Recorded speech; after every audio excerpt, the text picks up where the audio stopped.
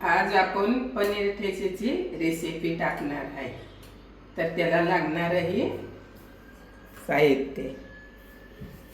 तर चला आता आपण शेंगदाणे भाजून घेऊया.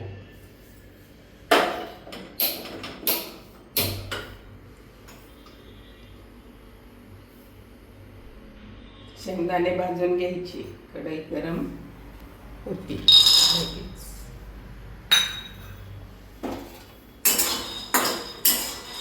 झाले आता आपले भाजून झाले. चांगले भाजले, खरपूस भाजली. भाजल्यावर लसूण टाकून भाजून घ्यायचं आहे. मिरची टाकून घेऊया. आता थोडं तेल सोडायचं. तर आता तेल थोडं टाकूया म्हणजे भाजते लवकर.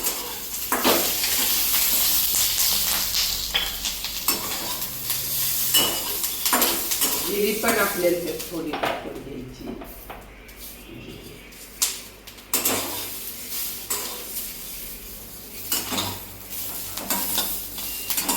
आता मिरची आपली भाजलेली आहे. लसूण ही लालसर चांगला झालेला आहे.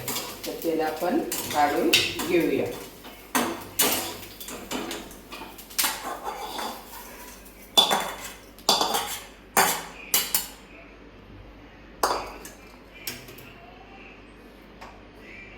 आपण भाजून घेतलेले आहे. तर ह्याचे फोलपाटे काढून घ्यायचे. कांदे शुभ्र करून घ्यायचे. आणि आता ही मिरची शेंगदाणे बारीक करून घेऊया. शेंगदाणे बारीक करून घ्यायचे, मिरची बारीक करून घ्यायची आणि मग एकत्रच करून घ्यायचं. मिरची ही कोथिंबीर पण यातच टाकून चांगली बारीक करून घ्यायची.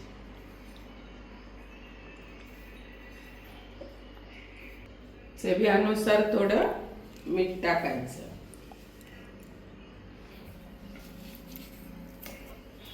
आणि भिजवलेली बिडगी मिरची हे पण यातच टाकून आपल्याला बारीक करून घ्यायचं. सगळं मिश्रण करून त्यावरती अर्ध लिंबू पिळून घ्यायचं.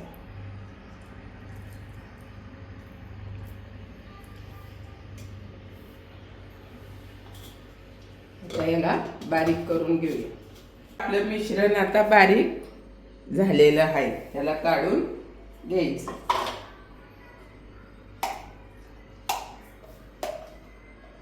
झालेला आहे. तर आपण ह्याला लावून घेऊया. लावून घ्यायचं. चांगलं लावून घ्यायचं.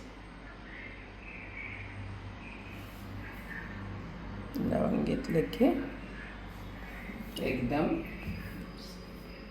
लेर सुटले पाहिजे तसं लावून घ्यायचं आणि ठेवायचं.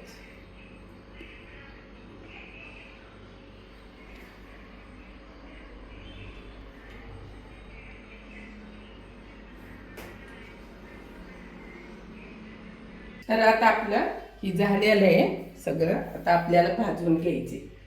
याच्यामध्ये भाजलं की झालं. आता आपण गॅस चालू करून घेऊ. तवा ठेवून घेऊ. तव्यावरती चांगलं भाजून घ्यायचं. तेल टाकून घेतलेलं आहे. आपण एक एक एक एक त्याला स्लो गॅसवर भाजून घेऊया.